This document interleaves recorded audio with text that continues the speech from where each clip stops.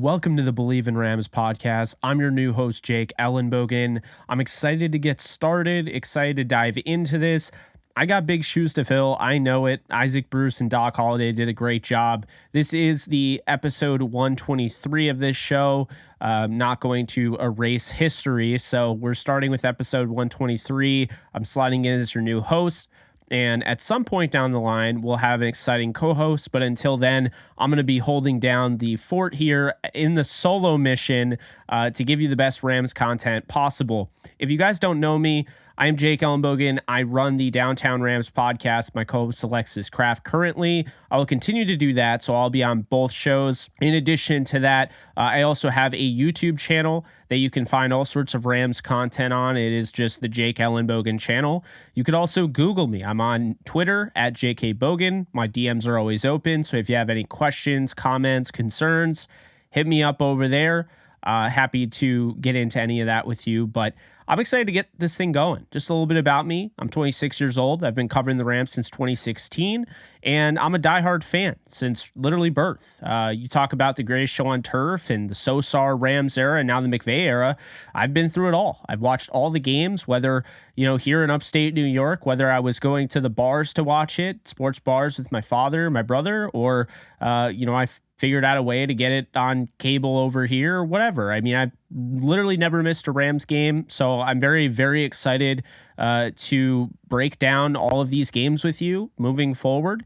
We're going to have 2 episodes a week. We're going to have an episode for the preview of every game and then the post game for every game, kind of recapping more in depth, things like that. So really excited to get involved. And of course, we missed the Cardinals week. We're not going to recap that. We're going to go right into the 49ers week, which I know a lot of you are very excited for. So we're going to be talking about the 49ers. I'm going to bring up all of my concerns, the questions that I have, the things that I'm excited about, and then kind of just break that game down, and then give you a final score, a projection, and then we'll call it a podcast. So if you guys like this, be sure to subscribe to it. On all sorts of podcast platforms, as well as YouTube, and that's that. So let's dive into this matchup from the other side of things. We're going to go with the 49ers defense first versus the Rams offense. Last week, I thought the Rams offense showed you some good things that you definitely like to look for. Thought they ran the ball well with Darrell Henderson and Cam Akers, mainly Cam Akers, because they really only let Henderson run 4 times in a surprising move. But Akers found his groove early on in the second half, and I think, he really exploded onto the scene in a good way. You saw that burst that you like to see, and, he's not that far off from that major injury coming back from it. Didn't look great in the second game, didn't really get an opportunity in the first game. So it is good to see that. Now, the fumble is the concern. How will he bounce back? That's the big question there. You look at the wide receiver room, okay? You look at the way Ben Skoranek was involved in probably the biggest game of his career so far, production-wise, having the nice 30-plus yard play down the left sideline and, threatening a touchdown there. But I think the thing that makes Skoranek so special and fun to watch is that he can line up in the weak or the strong or the I formation at fullback. He can line up in line at tight end. He can be used in the slot, and he can be used outside the boundary at wide receiver. I think this guy gives you incredibly fun looks, but also unique looks for the defense. It's fun to watch as the viewer, but for the defense, it's going to be hell to try to defend. He's got more versatility, I think, than Juszczyk does of the 49ers, and that's somebody that they like a lot. He kind of patterned his fullback play out of him. Watched a lot of Juszczyk film. He admitted to that. And then in addition to that, not just Ben Skoranek, but I like that, you saw Brandon Powell get utilized in the offense last week. You saw just the potential of him. You get the ball in space, and all of a sudden it's like returning a punt, which he knows how to do very well. He can read his blockers. He can set up based on, where the leverage points are. And he's just got great ball carrier vision. So that I love seeing that. I love seeing the Tutu Atwell play. Stafford missed the deep ball, sure, but they were close on it. I think they're going to get there at some point this year. And I think there was a lot to take away seeing that Atwell's game-breaking speed does translate to the NFL. Not really a shock, but he was able to get behind the defense and eat up that too high safety look. In addition to that, I thought Allen Robinson was a few yards away from scoring a touchdown that probably would have put all the narratives of him struggling to bed. However, he did drop a touchdown earlier, and that was what people kept talking about. Cooper Kupp, on the other hand, had a nice rushing touchdown in a play that looked very similar to one that they would have run with Robert Woods last year or even the year prior or years before that. But I thought Cooper Kupp looked good. Obviously, he wants that touchdown drop back, but ultimately, I thought the receiving game looked good. I thought what you saw out of Kendall Blanton coming right off the Chiefs practice squad onto the 53 and then coming away with a 20-plus yard gain on one catch, that was great to see, just coming right off the bench, making an impact right before the game where he plays the team that really was his coming out party, where he broke onto the scene in the NFC title game. It was nice to see Kendall Blanton. In addition to that, Tyler Higbee, who's at 24 touches this season, or rather 24 targets this season, only 11 fewer than the guy that just won the Triple Crown in Cooper Kupp. I think it's been really obvious that there is a connection building and growing with Matthew Stafford and Tyler Higbee. It may have been there last year, but Higbee did battle some injuries. It's certainly there at the beginning of this season. It's been a lot of fun to watch. Higbee already has 24 targets, like I mentioned, and he's already second in receiving. Skoranek is third. Allen Robinson's fourth, but Kupp is definitely in first there. And it'll be interesting, as they get guys back. I still think they definitely need Van Jefferson to really thrive in this offense. They'll get Van back. They'll probably get Odell Beckham Jr. back later on in the year. So at the moment, there are some misses here, but I do like the way the Rams have at least shown you most of their drives they can move the ball. And they obviously have to do more than knock on the door. They have to bang the door down. But they showed you a lot of promise there. They showed you some good things that could end up going from you're close in week 3 to now you're week 6 or week 7, and you're hitting on those deep balls to a 2-2 Atwell. You're able to make those plays in the end zone like Kupp and Allen Robinson. And, it changes the score drastically from a 20-12 game to now your 41-12, game. So something there that'll be interesting as we move forward. But it's definitely, those are some things to look out for. And then the offensive line, while it wasn't, spectacular, I thought it was pretty solid. Only gave up 1 sack on Matthew Stafford. Now, it was a little strange because it seemed like Sean McVay and company, they kind of schemed around the offensive line. I don't know if it was a matchup thing where they saw J.J. Watt, they saw, Marcus Golden, they saw this, front of the Cardinals, and I think Zaven Collins, obviously, he's physically imposing in his own right. They saw those guys, and maybe they kind of changed things up. They gave him more of the benefit of the doubt, and so it was more just trying to get rid of the ball in 3-5-step dropbacks. But either way, I think it worked, and they really just got to finish at the end of the day. But the offense only gave up 1 sack, and the only concern that I had was Rob Havenstein, who clearly was banged up in this game. He doesn't play well when he's hurt. Most guys don't, but Havenstein really struggles. So hopefully he bounces back this week. The injury's not too much, and the Rams can move forward. But ultimately, I think you have the roster that you need to have at this point in the season, and I cannot wait for Van Jefferson and eventually OBJ to come back. In addition to that, Kyren Williams to come back and be healthy for this offense. The 49ers this past week played very good defense. They held the Broncos to only 11 points, and really, at the end of the day, they only gave up 9 points due to a safety to their quarterback, Jimmy Garoppolo. I think this 49ers defense has been very good. You look at Talanoa Hufanga, you look at Fred Warner, Nick Bosa, Samson Ebukam, Trevarius Ward. There are a lot of guys and a lot of different things to like early on. Tayshaun Gibson in the back end, the secondary. He's been really solid as a safety. Of course, you got Trey Greenlaw, you got Emmanuel Mosley. So this team all around, Arik Armstead, there are so many guys on this defense that are playing lights out. And it's why that they're number 3 in defensive DVOA, according to Football Outsiders. That is a big deal. And so I do look at this and think, as great as that is, though, there is context needed. You look at the first game, they go up against Justin Fields, who has a passer rating barely over 50%. They go up in the second game against the Seattle Seahawks, and not really a team that wants to push the ball through the air. They really shut them down. And then the third game here against Russell Wilson, he may call himself Mr. Unlimited, but he's very limited at this moment, and so is that Nathaniel Hackett-led offense. Not very good. They only put up 11 points, and 9 of them were actually put up. 2 of them were given by a safety. So when you really think about it, this Niners defense hasn't really played anybody worth, on the level of the Rams. But at the same time, you can't take away what they've done as a defense and how lethal they have been. They're 3rd against the run, 5th against the pass. The Rams have had kind of a hard time running the football. And obviously, when you look at their DVOA, it does show that they're 18th in offense. They have the 16th passing, and then they have the 14th rushing DVOA. So when you look at it according to Football Outsiders, they're not where they want to be. And this is not where they'll be later on the year. But it is more of a rusty approach. I think the Rams have kind of been a little rusty on offense. It's why I think you see the ball is moving down the field, but in the red area, when you're in the red zone, those scores, those are going to be more efficiently driven plays, and rust will get in the way. And so I think those will be cleaned up over time. But right now, the 49ers are playing the Rams probably at a good time to play them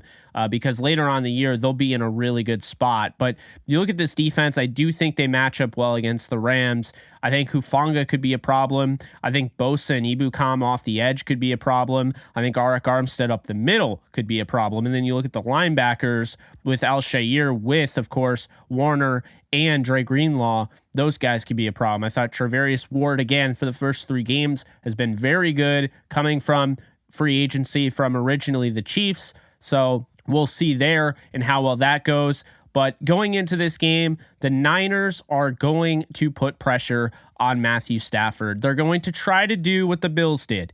You don't necessarily want to blitz Matthew Stafford because he can make you pay. But if you can get pressure with the front 4 and just run with 4, then you could really make Matthew Stafford's day a living hell if the offensive line isn't up for the billing. And so I really do think that the 49ers are going to test them. And I think a big thing here is it's up to Rob Havenstein, who left and came back in the game last week.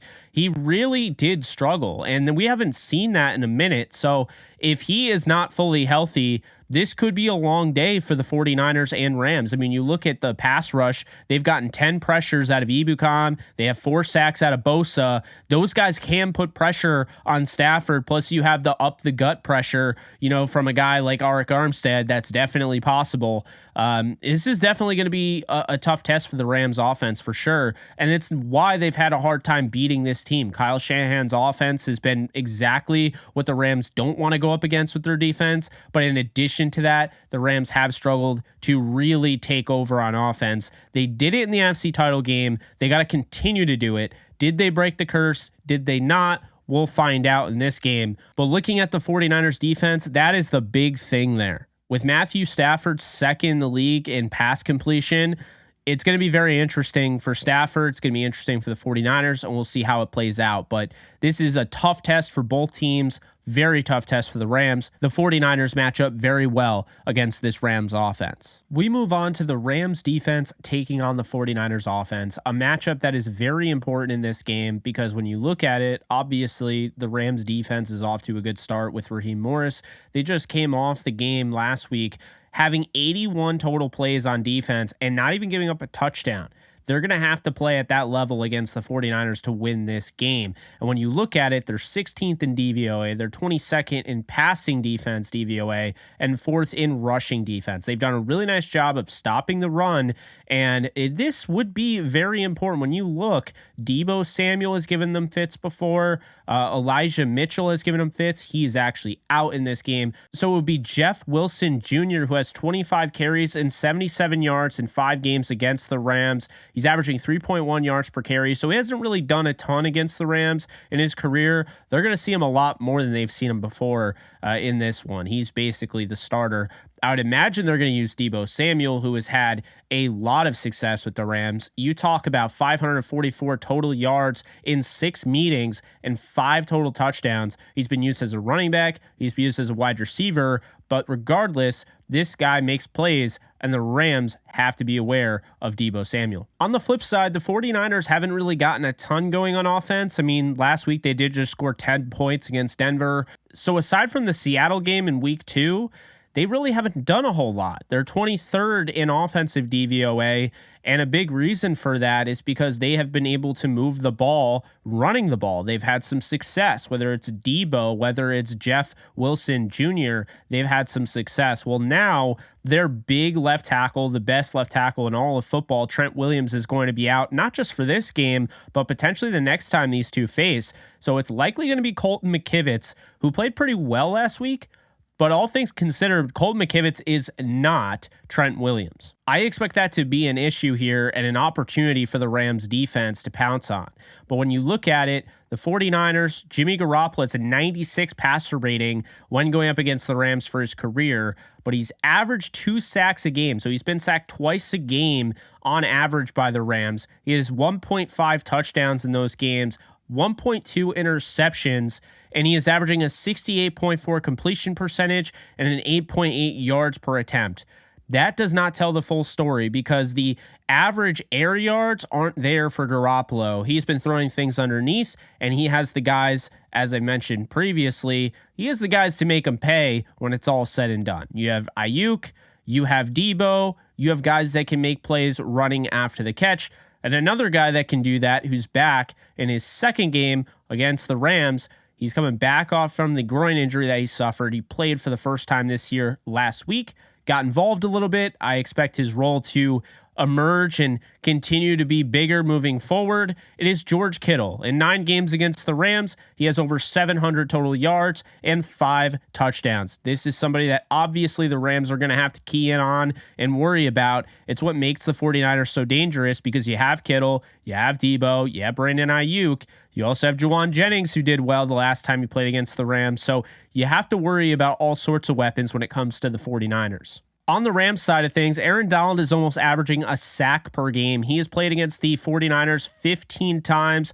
and has 12.5 sacks. He's averaging 0.8 sacks per game. He is going to be very important in this one. If he can put pressure on Jimmy Garoppolo, force some turnovers, as Garoppolo averages over an interception per game, the Rams can take advantage of that, steal some possessions, and with that offense, hopefully steal some drives and score some touchdowns. In addition to that, Bobby Wagner has had success with the 49ers against the 49ers. He's played 20 games against them. This will be the 21st game he plays, and he's had 6 turnovers forced to go with his 6 sacks that he's had against the Niners. He already has 2 this year for the Rams, one of the leaders on this team, and I believe that they're going to use Wagner in a big role. He is huge in this one. Look out for him because he could be very important for getting a takeaway this week, as they did not get one last week. The bottom line is for the 49ers offense to have success against the Rams defense, they're going to have to be able to establish the run, open up the play action, and really dice them up with the play action. I think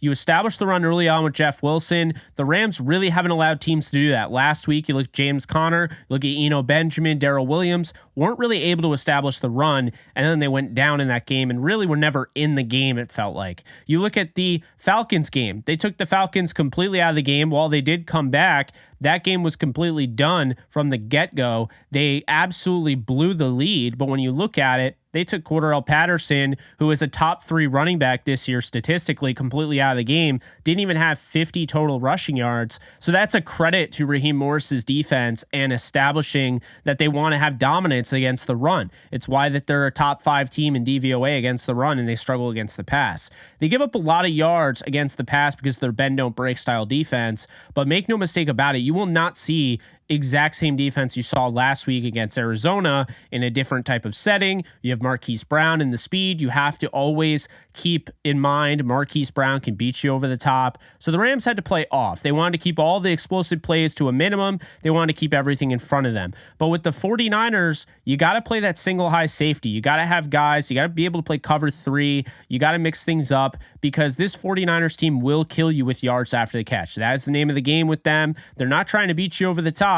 They can beat you right underneath and break some tackles. You have Deebo Samuel, who's built like a running back. You got Brandon Ayuk. These guys are made to break tackles, get to the second level, and be the one man to beat type of scenario where now you can turn it into a touchdown. So that's a big thing to watch moving forward here. The Rams are going to have to worry about that, and I believe they will. I think they'll be ready. Sean McVay mentioned in his show that, look, this is how they want to go about things. They want to plan ahead for each game. They don't necessarily want to play their style of defense. They want to play a defense that matches up to their matchup. And so I think that makes a lot of sense, and we'll see that against the 49ers. So what happens Monday night? Rams, 49ers. How do we see this going? Well, first off, history matters. Aaron Donald and Bobby Wagner have done well in their meetings against the 49ers.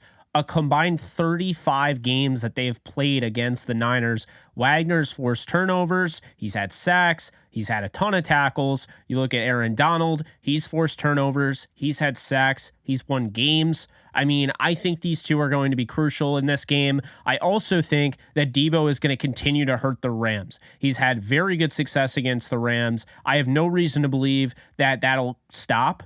I think this is obviously one of the most dynamic players with the ball in his hands. I think the Rams are going to do a nice job showing what they've done pretty much throughout the first 3 games, shutting down the run. I think they're going to shut down Jeff Wilson, who has never had great success against the Rams. And I think Deebo Samuel's going to come in and he's going to give a different look, and he's going to basically try to tire out the defense. He's going to run with power, he's going to run with speed, and he's going to make it a problem. So it's going to keep them in the game with that. And then I also think it's going to move the chains and give the Rams some fits where, maybe they have a nice 3rd and long, they go with a delay, and you have Deebo Samuel gets the first down. In addition to that, I think Garoppolo is going to manage a pretty solid game. I don't think it's going to be turnover free. The Rams have his number. They always have, and I feel like he's guaranteed to turn the ball over at least at some point during this game. However, I do think he is going to play a good football game, good enough to give them a chance at the end, and that's all you can ask for out of what is your backup quarterback. I think Kyle Shanahan is going to scheme around the weaknesses of Colton McKivitz. I don't think McKivitz is bad, but I do think having him over Trent Williams is a massive downgrade. I think anybody who knows football would agree with me on that. He played pretty solid last year. He's definitely an upgrade over Jalen Moore, who also got an opportunity. So I think they're going to scheme around at that left tackle spot. Shanahan will make it work. I think the Rams will still make things happen. But in addition to that, I do think Shanahan is going to have his as well. Both teams are going to be able to eat a little bit in this game. I also kind of believe, and this sounds crazy because George Kittle is fantastic, but I think the Rams are going to keep him in check. Look, sounds crazy, but they did against Dawson Knox, who's a touchdown machine. They did against Kyle Pitts, who looks like one of the best tight ends in all of football. And they did against Zach Ertz, who really wasn't able to blow up the game. I look at it once again, Kittle's better than all of the guys I mentioned, maybe a little bit better than Pitts, but still I think a little bit better. You look at it, I think Kittle's great, but I think the Rams just have a game plan this year. They're not going to allow tight ends to take advantage of them. They're going to play a little different from what they did the previous few weeks because the 49ers demand you to really look over the middle and always worry about the run after the catch ability of the receivers. But I do think that they are going to hold George Kittle in check, even though he's had over 700 yards against the Rams. He's had a myriad of touchdowns. I still think they hold him in check here in this one. And then on top of that, I do think you look at Henderson averaging 5 a game against the Niners on the ground. You look at Cam Akers averaging 6.2. They've had a lot of success.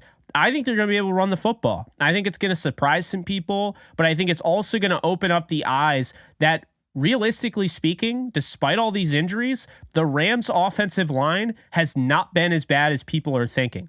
They opened up some serious holes for Cam Akers last week, and I think that will continue. Not maybe on that level because the 49ers defense is no joke, but I do think the Rams will be able to run the football, surprise some people, and I think they're going to use both Henderson and Cam Akers to the benefit of their ability, the best of their ability. And I do think because in the past they've had success against the Niners, I don't see that stopping. I think Akers picks up where he left off last week, and I think Henderson continues to play with consistent football. And so I think you're going to get that run game going, which will open up the passing attack, play action passing, if you will, which then you're now in the driver's seat because I think the Rams have simply abandoned the run too much.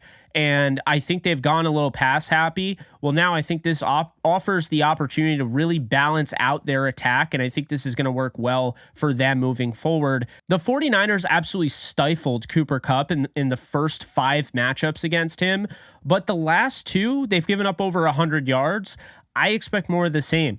Cooper Kupp is just different. He has completely changed his game. He is on another level. He's the best receiver in football, and I think he shows it week in and week out. He had another touchdown last week despite not having the yards, but McVay can scheme him open. There's also a guy by the name of Allen Robinson who can command attention. You got Brandon Powell. You got Ben Skoranek, the 2 running backs I mentioned. You got Tyler Higbee, who's second in targets. There are different things here that I think are going to open up the door for Cooper Kupp. Even if you want to bracket him, he's being bracketed more than any wide receiver in the league. Devontae Adams, any of them, he's being bracketed more. But he's still putting on a show. He still has almost 300 yards for the first 3 games. So I'm looking at this. I think he's going to go over 100 yet again. I think in addition to that, I think Stafford, who has played relatively well against the 49ers, will play relatively well again. He has around 275 yards per game average against the Niners. He averages 2 touchdowns per game, not even an interception per game. I know that surprises some people. And he has a 91.4 passer rating to go with 3 sacks. That's the one thing here. He's been sacked a lot against the Niners. We'll see what he does, but I do think that the Rams are going to be able to be just a tick better than the 49ers on the road. They're going to get a hard-fought win, 24-18. It is not a pushover victory. This, in my opinion, is the biggest game of the year. I know Sean McVay would say every game is the biggest game of the year going into it. And, you know, it's always the next game is the biggest game, but this really feels like the biggest game. This is a huge opportunity to win 2 in a row against a team that's really had your number. Let's call it like it is. You haven't beaten the Niners since 2018. This would be a huge win for a team that looks like they could be really good, but at times they just get lost. And so they get off to great starts in the first quarter, and through the second to all the way to the end of the game, those quarters, they've struggled. The EPA has gone down. Expected points added has gone down for the Rams. And so I think that's definitely a concern moving forward, but I think it's something that they'll address, they'll get better in, and I think it starts with running the football, having a more balanced attack, and then just playing in, you know, strong defense, being well disciplined. I understand they have some injuries. We don't even know if Darian Kendrick is going to play. Jacoby Durant might be back. I mean, McVay is cautiously optimistic about Kendrick's concussion. So there's a lot of injuries for the Rams. So if they come away with this win, they move to 3-1 despite dealing with all sorts of issues on the offensive line, issues in the secondary, issues at wide receiver. I think that's a heck of a win, and I think you'll take it. So that's what I have, 24-18. Rams take the win over the 49ers to move to 3-1, drop the 49ers to 1-3 on the season, and that would be a huge moment in the NFC West for the Rams to take that commanding 3-1 lead, where now you have Arizona who's at 1-2. They'd be fighting to not go 1-3 as well. And then Seattle doesn't really look like they're a player or a contender in this division at all. So very good stuff. We'll see how it goes, but that's how I have it. I'll be back next week to talk about the aftermath of this game and then, you know, basically preview the next game. But I hope you guys enjoyed. I'm Jake Ellenbogen. You can follow me at JKBogen. My DMs are always open. Feel free to drop a message, whatever. You can also check out my YouTube channel, Jake Ellenbogen. You can also check out my other podcast with Alexis Kraft, the Downtown Rams podcast. But that's going to do it for me. I'm Jake Ellenbogen. This has been your episode of the Bleav in Rams podcast. Take care, folks. Later.